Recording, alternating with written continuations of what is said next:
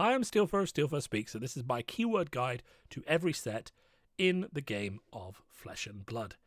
This is a chronological guide to every set in the game, what keywords and major abilities were introduced in that game, and whether or not those are keywords for a specific class, or things that we'll expect to see across multiple sets, or whether they're just for that specific set and how that went around in the game and how they work. So if you're a new or returning player, the idea is that you can come to this video series and you can get a good understanding of what keywords were introduced in that set, what you've missed if you were away from the game for a while, or if you're a new player, how the game started to unfold and when various abilities were added. You also get a bit of an idea of when various classes were added as a bit of a side bonus.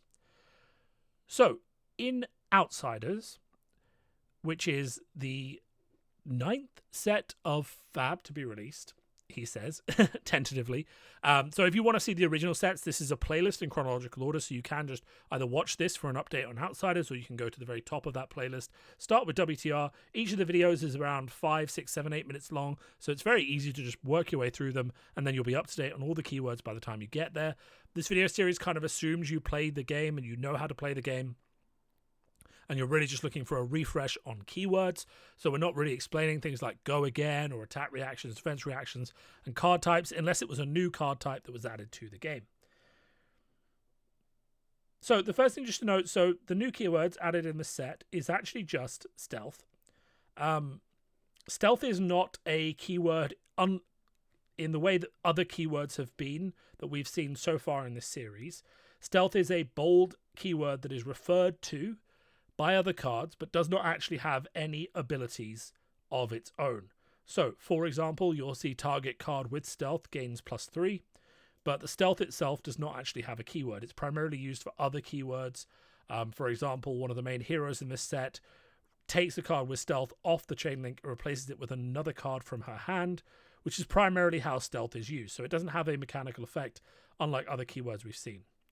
We also see a combo coming back in. That was primarily seen in Welcome to Wraith. So if you haven't seen how combo was initially implemented, go to Welcome to Wraith and take a look at it. We see a piercing come back, which was just introduced in the previous set, Dynasty. So if you're curious, go and have a look at Dynasty to figure out how that works.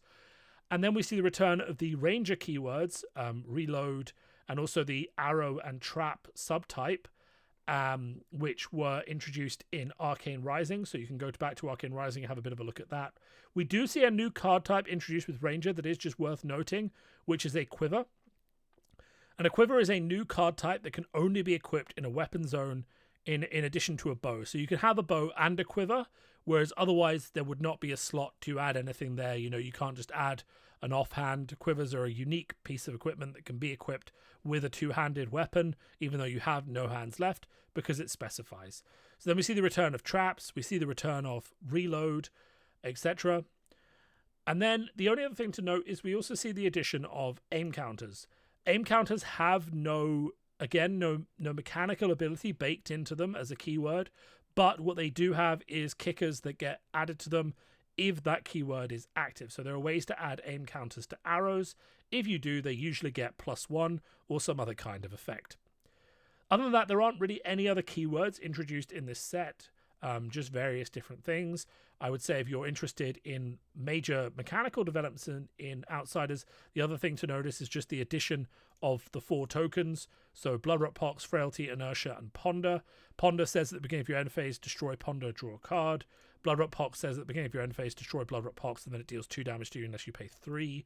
Frailty says your weapon attack action cards played from Arsenal and your weapon attacks have -1. Beginning of your end phase, destroy it.